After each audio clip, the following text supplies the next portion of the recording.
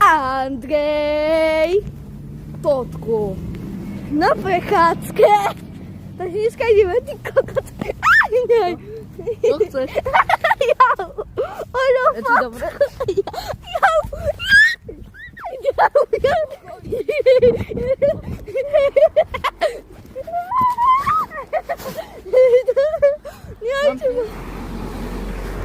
To si ideme na prechod,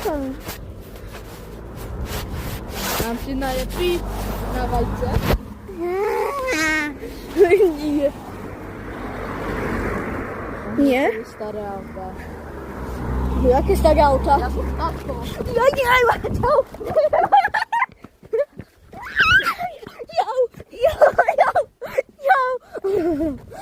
Ja doma auta. Ja sam kobiet.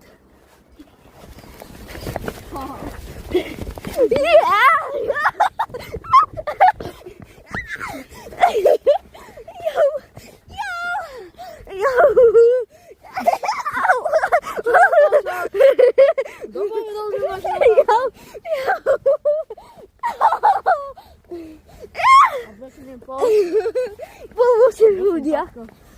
pomôžete mu lajkom a komentárom. Ne, zase má priateľ. Nedostaneme. Tatko. Kúkáte na mňa. To je fakt. Chcete?